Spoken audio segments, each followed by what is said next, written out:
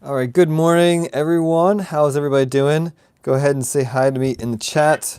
And we are going to be talking about today the global warming, greenhouse effect, greenhouse gases, all that kind of stuff. And so we're going to be talking about, well, why is one particular gas a greenhouse gas and another not?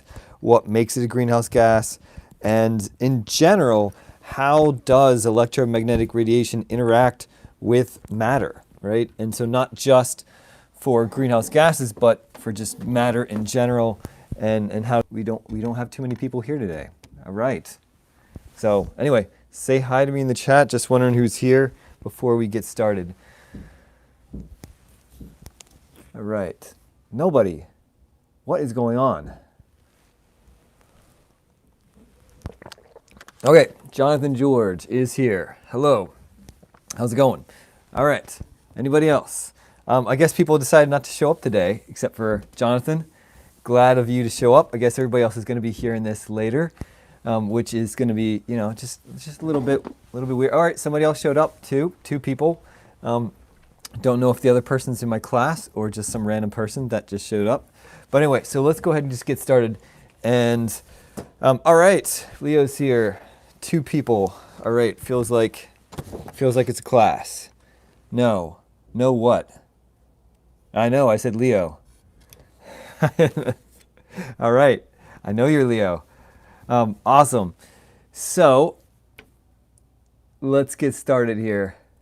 First things first, I want to talk a little bit about just global warming, climate change in general, and how we can address things. And I'm very happy that I've seen a lot of people write their comments down in Google Classroom and seeing what you guys are thinking about it. So looking at the topic seriously, thinking about what can we practically do. And I remember back, 20 years or so ago, seeing this video. I think it was like 20 years. It was like a long time ago, seeing this video. So, Al Gore came out with The Inconvenient Truth.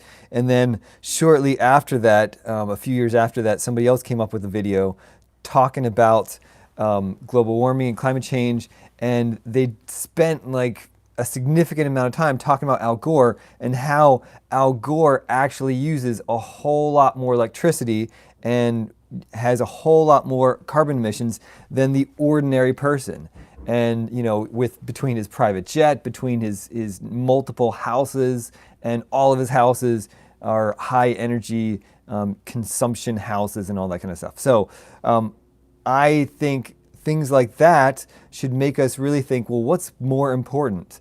The more important is that we think of a practical solution and that we all make a difference, that we all work toward a solution, right? It's not just, one guy like Al Gore saying, let's save the planet, and then he doesn't do anything himself personally. In fact, he makes things worse personally.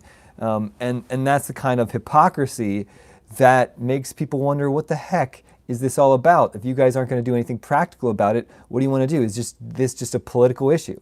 Well, no, it's not just a political issue. It's a scientific issue, and it's a practical issue that we should deal with in a practical way and not be hypocrites like Al Gore.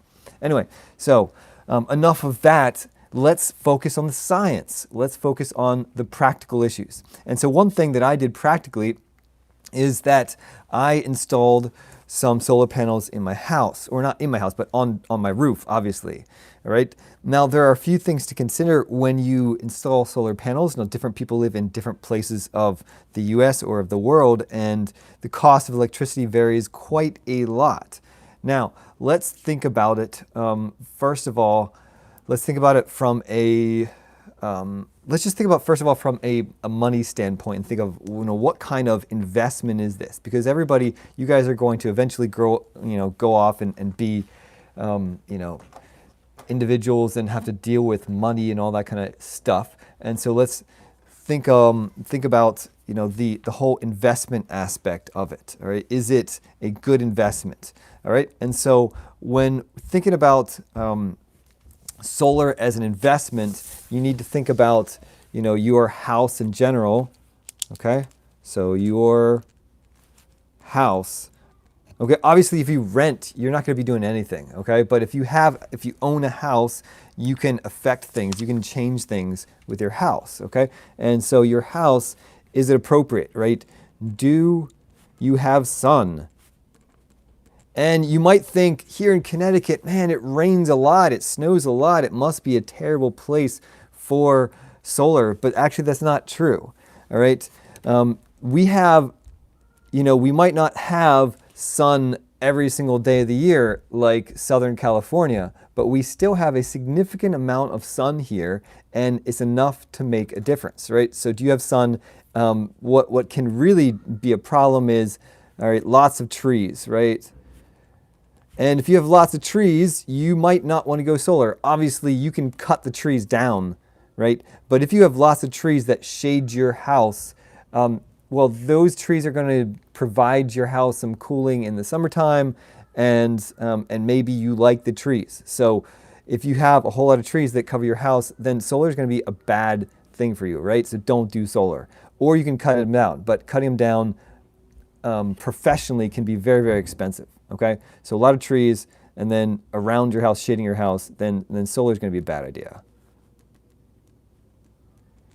Now, obviously, there's going to be some places in the U.S. where you're not going to, there's going to be some places in the world where you're not going to have a lot of sun. But frankly, most places are going to get a lot of sun. The biggest thing that's going to shade you are trees, okay? So, do you have sun? Specifically, if you have a south-facing side of the roof, it's going to be ideal.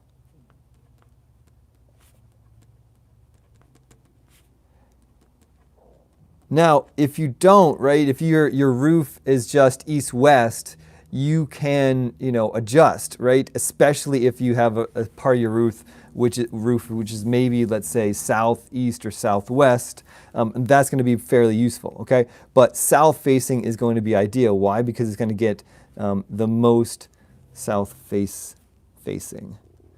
Your south-facing roof is going to be ideal because it's going to get the most sun. All right. Now, what else? How much does electricity cost? And you can work all this out.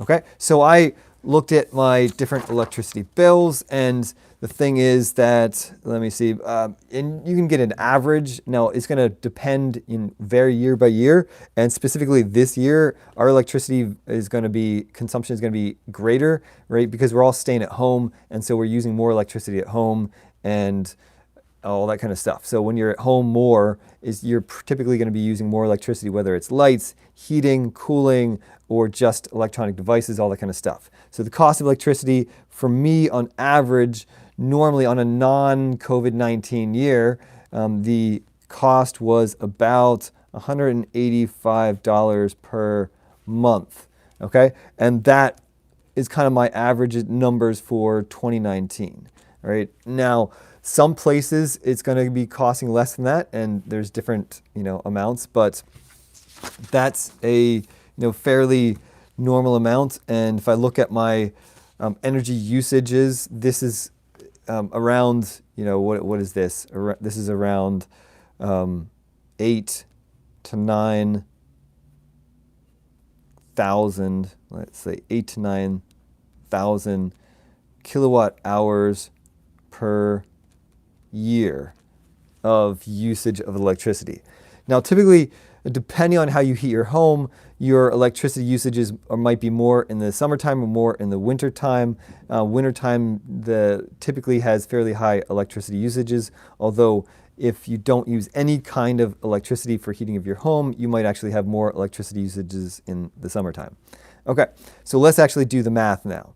All right, so how about the cost of your solar? So we had some people come out and estimate, okay, how many solar panels do you need to get all of the electricity of your home? And so it worked out, they figured out the amount, and the cost of the solar panels was what? It was $21,000. And you might be asking two questions, right? Well, really, it's just one question. Is it worth it? Obviously, that's kind of the big question you want to ask. And two questions: is it worth it for the money? And is it worth it for the environment? Okay? And so both of those are valid questions. And so let's look first at the money, and then we're going to look at the environmental factors and all that kind of stuff. So interestingly enough, we have various, I bought this a few years ago, like 2.5 years ago or so. And so back then we had a program, so we had $3,000 were given to us by the state of Connecticut. So there are various incentives. So Connecticut slashed the cost right away by $3,000, and the U.S. federal government paid $6,000. Right? They paid a certain amount, like about a third of your cost after whatever your state gives you. And so at the end of the day, the cost to us was not $21,000, but the cost to us was only, was that $12,000. And that's a significant difference. Now, and you can ask yourselves, whether, regardless of what political party you're in, is this worthwhile? Should we have your federal government giving you tax incentives? Now, the federal government didn't give me a discount on the cost right away. This discount came in tax rebates. So if you have to pay however much you pay in taxes, and then this is going to take off from the amount of taxes that you owe. Okay, and if you owe less than that in taxes, you can use it multiple years. So basically, this is just a tax reduction, and that's what that is. All right. Now, it gets even better from that, because this $12,000 is not a $12,000 that I spent in my, right out of pocket, right? Instead, we got because this is a solar project, we got a loan, and it was a 1% annual percentage rate loan. And so there's kind of like a federal program, so you can get low interest loans. So we got a 1% loan, and we got essentially zero down. So we didn't have to pay anything. So we just got a loan. So the real question is, and this is a 10-year loan. Okay, so the real question is, well, what is the cost of this loan? Now, you guys can do some estimations and figure out if it's 10 years, right? And then you basically divide that, by 10, right? And so that's going to be $1,200 a year, and then divide that for each month. So that's about $100 a month. But then there's also some interest, and so it works out to be that we pay for this loan $110 per month. Well, you go back to the original cost of electricity that I was paying beforehand, it was $185 a month. And you say, okay, that's actually less. And so you can right away answer, is it worth it for the money? Absolutely, yes. Now, there's a few more details, and the details are this. Well, we don't produce the same amount of electricity in the summertime, in the winter, as we do in the wintertime. We don't produce the same amount of electricity in the daytime and the nighttime.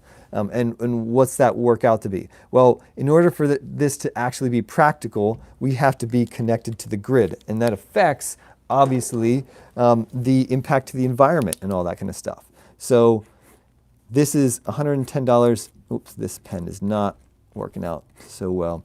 This $110 per month is just the cost of the solar panels themselves. Then we have to add on an extra $13 per month of what?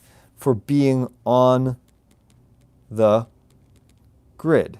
And you're probably wondering, well, so that means that we're connected to the grid. And so what that means is that sometimes in the summertime during the daytime, we don't use all the electricity we produce. And that electricity goes back into the grid. And so the grid itself, what does that mean? That means that our electricity is going to be powering the electricity of our neighbors. It's going to be powering the electricity of nearby companies or things like that. Okay, so that electricity is going back onto the grid, the extra electricity. And if we have extra electricity, basically it doesn't physically turn our meter backwards, but is as though it were turning the meter backwards. And so we get kind of in the wintertime when we use more electricity than we produce, basically it just takes that off of our bill. Okay? And it turns out that the guys who set up our solar panels, their estimations were essentially perfect. And the amount of electricity that we produce is, for at least for 2019, for 2018 and 2019, were perfect. Okay? So we produce the exact amount of electricity that we need. So we don't use any extra electricity. But at the same time, we didn't produce extra electricity. So that extra electricity that we produced in the summer was completely offset by the amount of electricity we used in the wintertime. And so we're not actually overall energy producers. We're essentially energy neutral. So our solar panels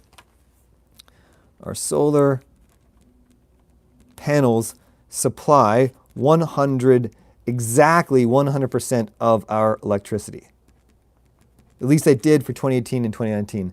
For 2020, it's probably not going to be enough because of this whole staying at home all the time. We're using extra electricity there, okay? So 100% of our electricity is produced by our solar panels, or at least it was for the past couple years.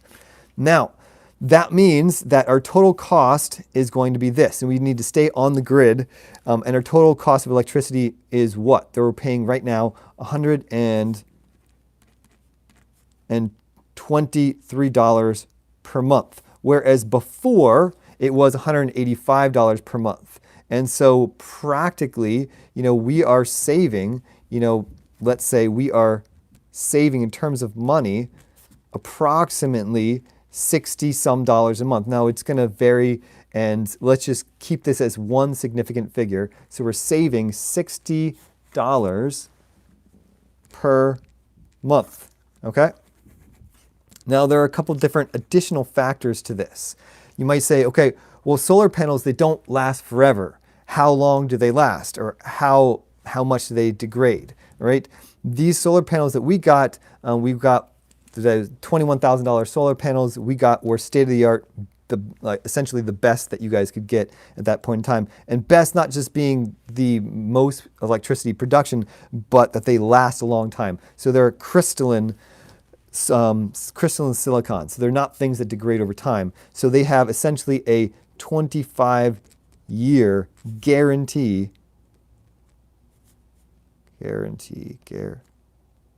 I don't know how to spell that silly word. We have a 25-year guarantee that these are things that are going to continue to produce electricity essentially along that same amount. Okay? We are paying for these solar panels only for 10 years. We have a 10-year loan, and then boom, they're essentially completely paid off, right? And so then we're going to get a minimum of 15 more years of essentially free electricity with an additional, $13 a month to be on the grid, okay? So this is saving $60 a month now, and then what's it going to be saving in the future? Well, do you think that electricity is only going to be $185 per month in the future? No, certainly not. Electricity goes up every single year, right? The cost of electricity increases every single year. So most likely, in 10 years from now, when our loan is all done, the cost of electricity then would probably be upwards of $250 per month, okay? And so $250, maybe $300 a month, nobody knows how much inflation is going to be, all right? So easily, from, let's say, go ahead, years, 10, well, actually scratch that. So years 11 to 25, you're easily going to be saving a minimum, I'm just going to say a minimum of $300 per month, okay, by having these solar panels. Now, eventually, these solar panels are going to run down, and they're not going to work perfectly, but you can leave them up essentially, as long as you want. They're just going to produce a little bit less electricity. Okay, so the overall savings of right now, $60 a month, and later on $300 a month is huge. Okay, and that's just in terms of the money. Now, how about the environment? They actually did this. So this is my, what is this? This is my 2019 production here. Yeah, so 2019. And so I've had it for a little over 2 years. So 2018, 2019, and going on to 2020. this is my 1-year summary. So this is the electricity production. Sometimes notice that March produced actually more than April because we got so much rain in April and all that kind of stuff. Obviously, we get more sun in the summertime, so that's why we're producing more electricity. This is essentially the amount of electricity production, right? So we're getting more electricity production in July, and December is the worst month because there's just not as much sun in December, right? And so, but overall, what are we getting out? We're getting out, essentially, they calculated a savings of 6.7 tons. Wait, hold up. What's that unit there? Tons. Yes, tons. So 2,000 pounds times 6.7. So we're talking about tons of carbon dioxide is being avoided. So think about your own personal carbon footprint and how much of a difference you can make. So we're avoiding 6.7 tons of carbon dioxide, and this, they equate this here to miles not driven, gasoline not used, coal, oil, et cetera, et cetera. Okay, so that's kind of the impact on the environment. Now, granted, this is not telling the whole story. Why is that? Because you might say, well, why don't we just have every single person in the US or in the world have these solar panels and boom, we're done. Well, the problem is that you can't do that because you can't have a grid in that case, because electricity is not going to be reliable in that case.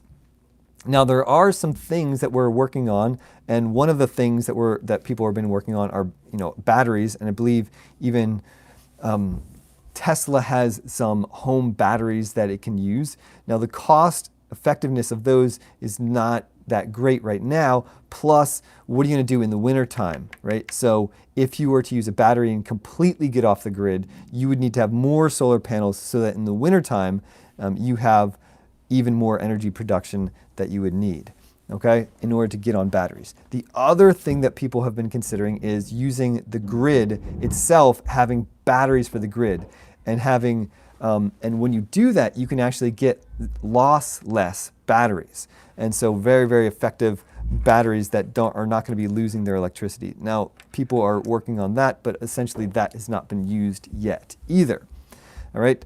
But in the end of the day, solar is important, but is probably never, ever going to be more than 10% of our electricity usage.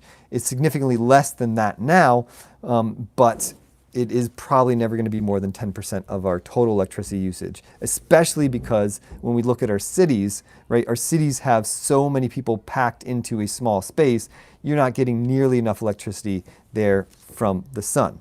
Now, one thing in addition to consider for the environmental cost is this: as long as you're having sunny days and not cloudy and stormy weather, right? Your typical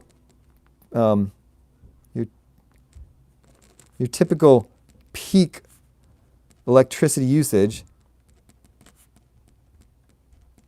is in the daytime, right? Maybe you're thinking personally, I use more electricity at nighttime, but in terms of the grid, the peak electricity usage is during the daytime, in the middle of the day. Why? Because so many companies are open then, and those companies are using more electricity then.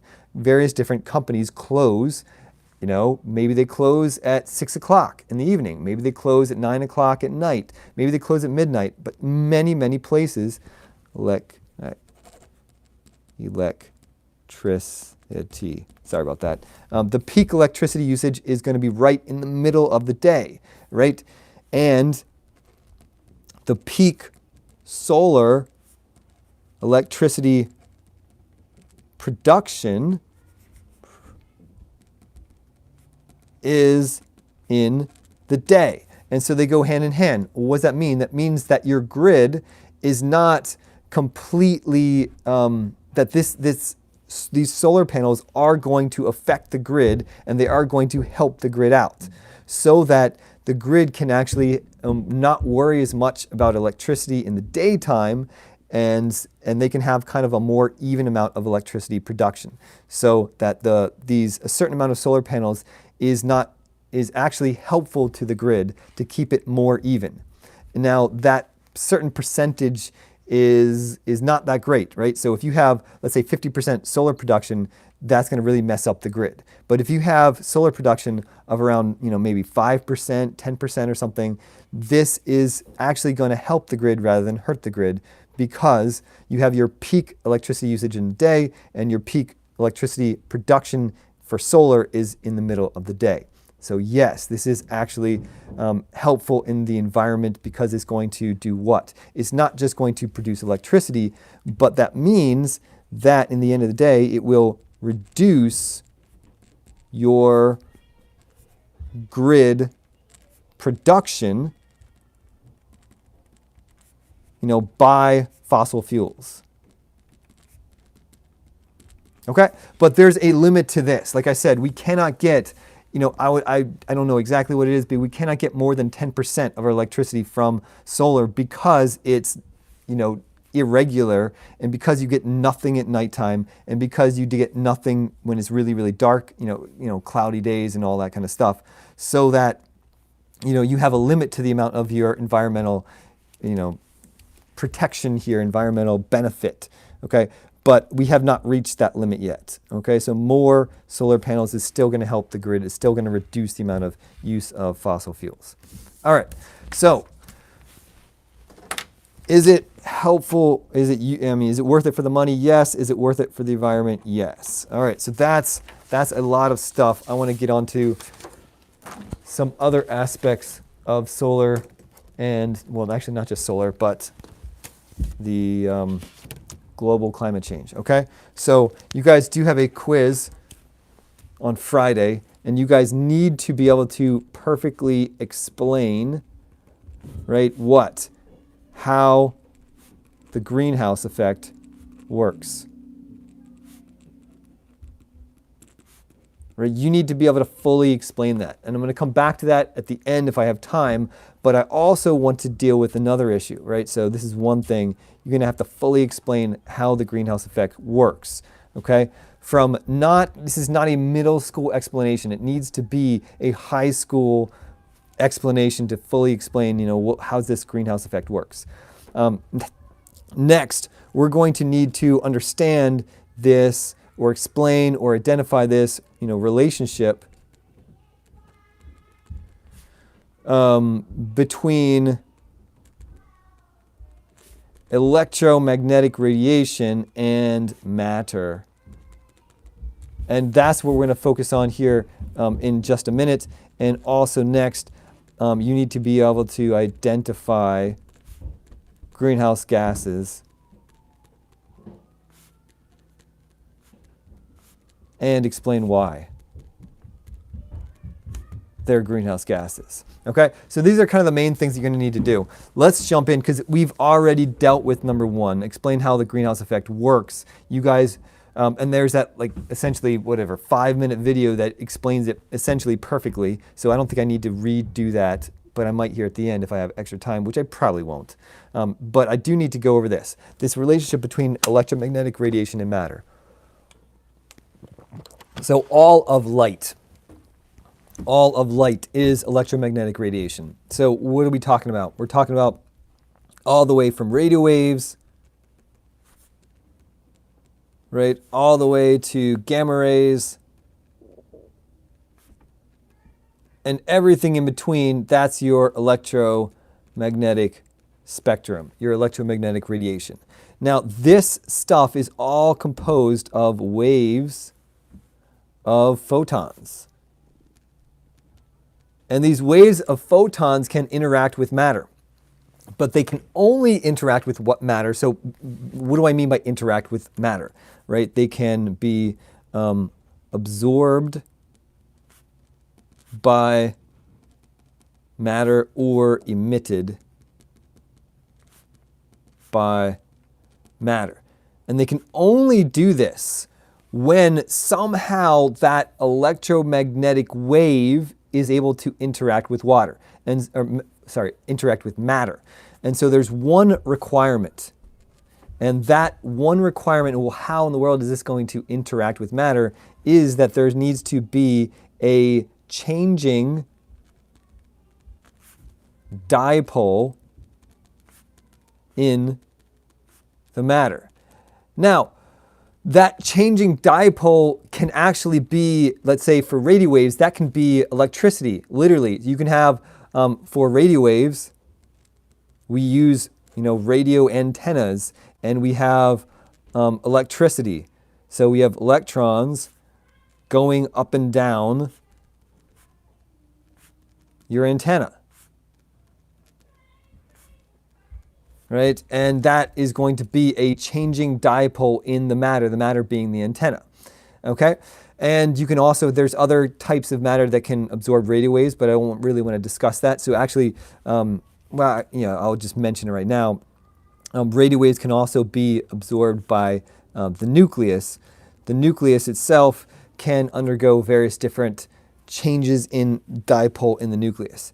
But we're not going to really deal with radio waves so much now. So what else? I want to look at molecules, because chemistry most of the time focuses on molecules and also on atoms and all that kind of stuff. So let's think, we've talked about visible light, and we've talked about ultraviolet light, and we've said that when you have some kind of visible or ultraviolet light, then you can have a change. So the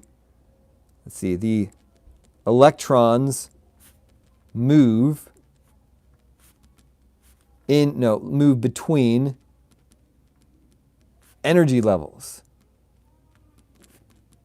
So energy levels in the atoms, or energy levels in the molecules, or energy levels in the compounds, your electrons can move between energy levels. And when you have that movement of electrons, once again, you're going to have a changing dipole in the matter. You're going to have a plus side and a minus side. That movement of electrons is going to be causing this change in a dipole. Remember, a dipole is what? We have in whatever that molecule is, we have a positive end and we have a negative end, and that changing dipole, right? So it's going to be going, back and forth, back and forth. That electron moving between those energy levels can be absorbed or emitted with photons. Okay, so that's your visible. Your visible ultraviolet radiation is going to be electrons moving between energy levels, which we talked about.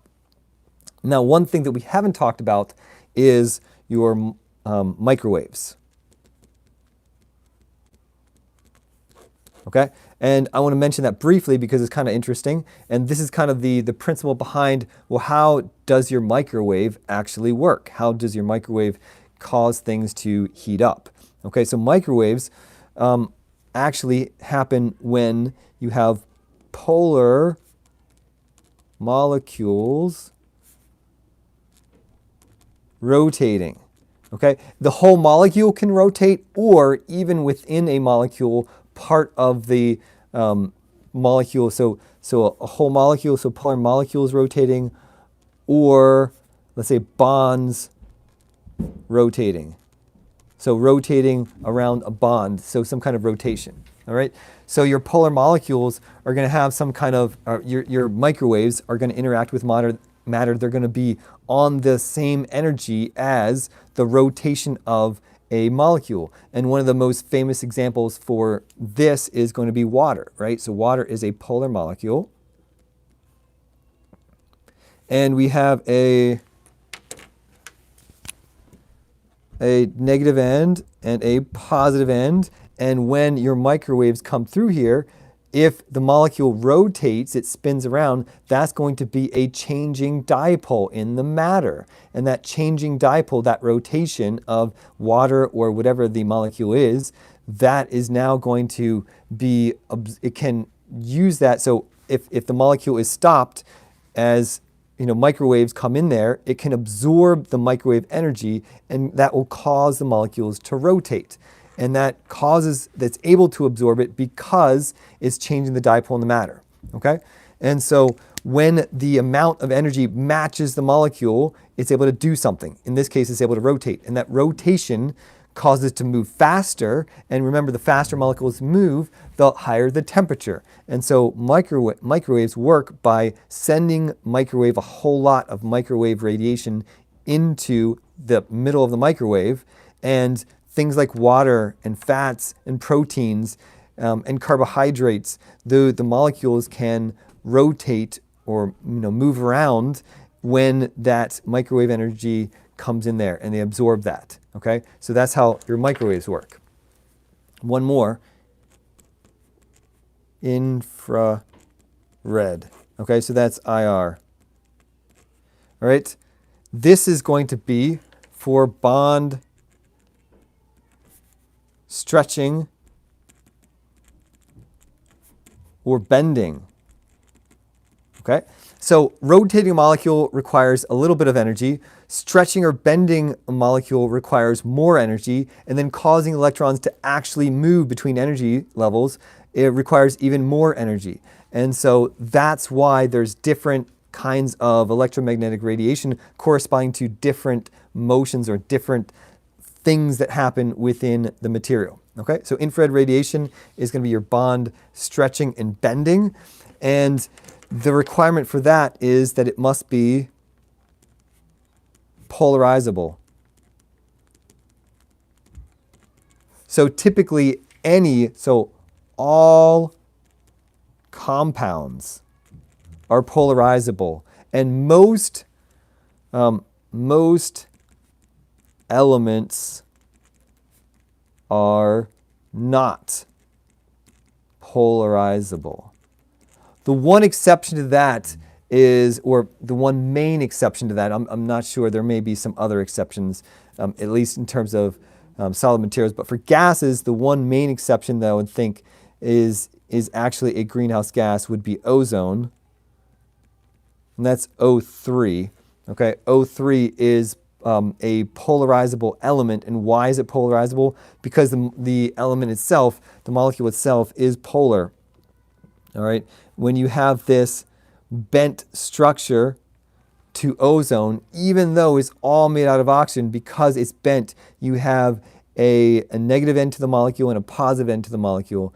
The negative end and a positive end, so the positive end is actually going to be up here, the negative end is going to be down here, and because it's polar, that's actually going to be able to absorb infrared radiation. Okay, so the requirement, and what's super, super important that you guys get out of this, is that for something to absorb infrared radiation, it must be polarizable. And so polarizable doesn't mean polar, right? A lot of things, carbon dioxide is not polar, but it's polarizable. And so let's see how that actually works. So polarizable, your carbon dioxide is a great example of a polarizable nonpolar molecule, because you have carbon and oxygen, and the thing is perfectly symmetrical, right? You have, essentially, this is going to be partially negative, partially positive in the middle, and these two negative ends completely cancel each other out, so this is non-polar. But what happens when it stretches or bends? When it stretches or bends, we can just think about, let's just talk about the bending of the molecule, okay? So when it bends,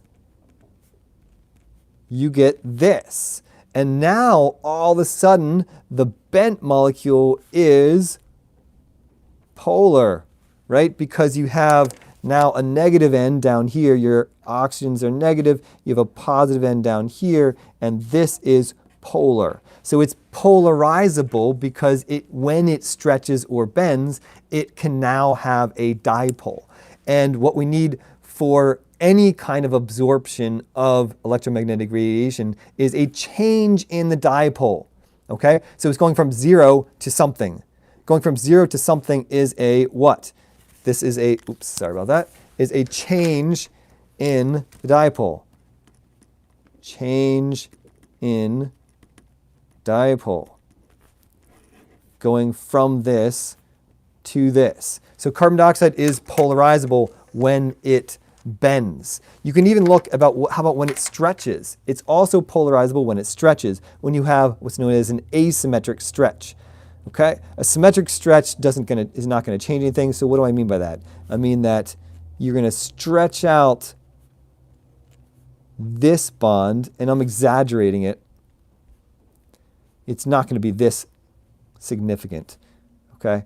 So you're going to stretch this bond and compress this bond. Essentially, you can think of this as simply the carbon is moving and the oxygen stay put. So the carbon moves around, stretching this bond and compressing this bond. All right. In this case, that's also going to be polar. Why? Because you've moved essentially your positive carbon over to this side, making this is going to be now the positive end, and this is going to be the negative end, and this is also polar. So this asymmetric stretch is also going to be polarizable, is also going to be IR active. IR active, which means it's going to absorb infrared radiation. Okay? So this bending and this asymmetric stretch,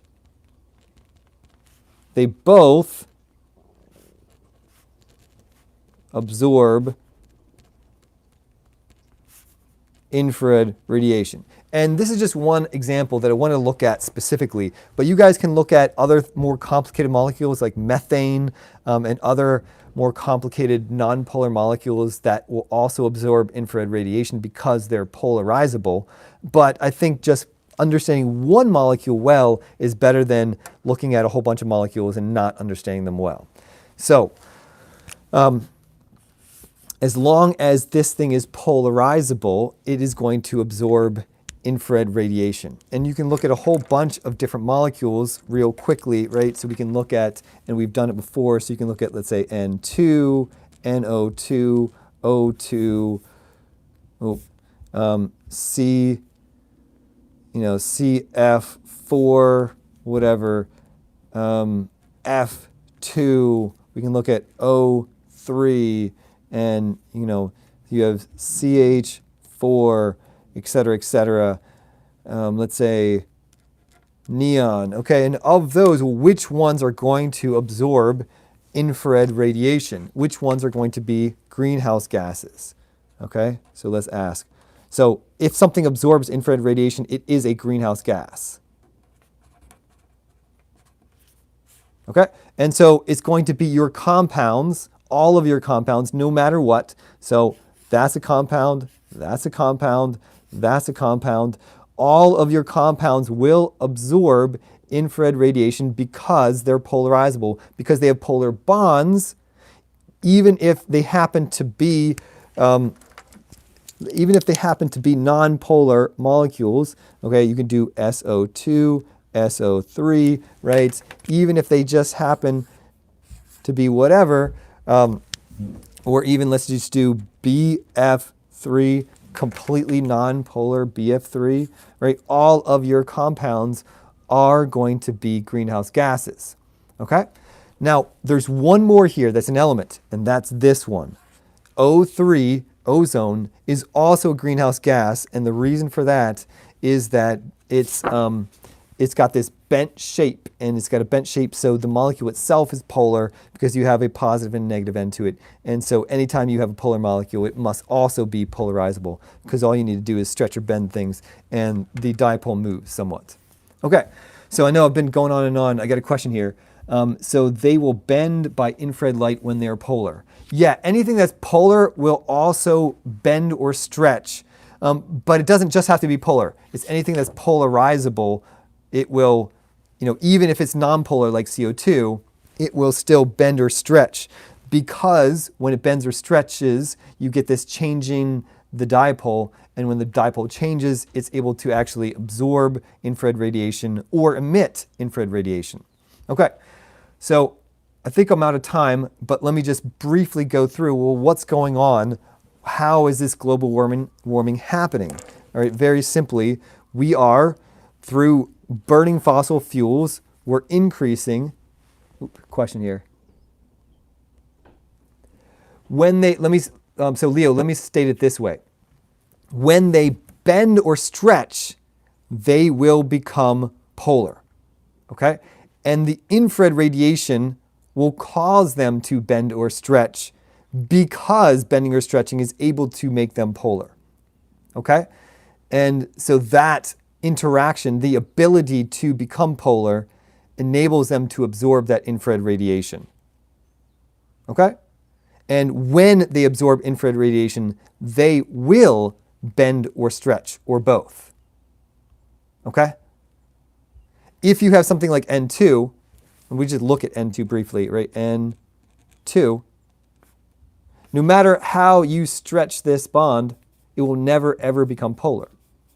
So even though it can stretch, right? Even though it can stretch and compress, that stretching and compressing, because it doesn't cause a change in the dipole moment, or that doesn't change in the polarity, therefore is not able to absorb infrared radiation. Okay? So it needs to be polarizable to absorb it, and when it absorbs it, it does stretch or bend, or both. Okay, so very briefly, I just want to kind of summarize the whole greenhouse effect and the whole global warming thing. Basically what's going on is lately we have been increasing the amount of carbon dioxide productions, right? Burning fossil fuels is increasing the amount of carbon dioxide. Obviously, there's other things that are increasing, such as methane from farming, various amounts of farming and all that. But let's just look at the major contributor.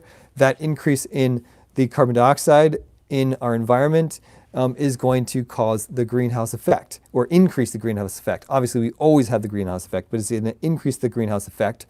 And the greenhouse effect works this way, right? We have Earth, and you have the sun, our massive sun, very far away, right?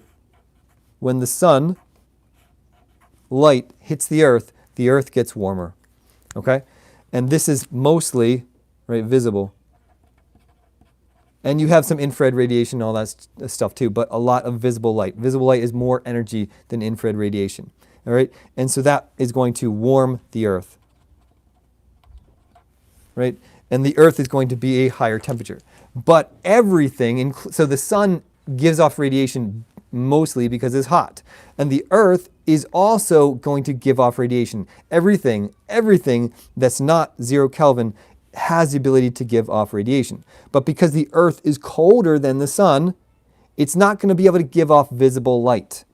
Most of the energy that the sun, or that the Earth gives off, is going to be infrared radiation. And it's going to give it off all the time. All right? It's not like it's going to give it off at nighttime. No. The Earth gives off infrared radiation all the time, just like the sun gives off visible radiation all the time. Why? Because the Earth is warmer than 0 Kelvin. Okay? And why doesn't the Earth give off visible light? Because it's not as hot as the sun. The sun is hotter, and so it gives off higher energy visible light. In addition to, obviously, ultraviolet and infrared and other stuff, the Earth is going to be giving off infrared radiation corresponding to its lower temperature. Okay? Now, some of that infrared radiation is just going to go off into space, but a lot of it is going to be absorbed by what? It's going to be absorbed by greenhouse gases. And those greenhouse gases, such as water vapor, which is essential to life on Earth, and that water vapor is going to be an essential greenhouse gas, and also carbon dioxide, which is also essential, but increasing a little bit too much. They're going to absorb this infrared radiation, and they're going to stretch and bend. Now that stretching and bending can turn into, it can make the molecule give off infrared radiation later, or it can make the molecule move faster, right? And when they move faster, well, what does that mean? Faster moving molecules means higher temperature. The molecules, the gas molecules themselves, get hotter. Okay? So is absorbing infrared radiation increasing the temperature of the greenhouse gases themselves, but these greenhouse gases are going to be they're going to be moving all around and bumping into other gases too, bumping into mostly nitrogen, also oxygen, and increasing the overall temperature of the air. Increasing the temperature of the air overall is going to warm the Earth to some degree. Okay, so that's it. I am totally out of time. I gotta log out here. So see you guys. Have a great day.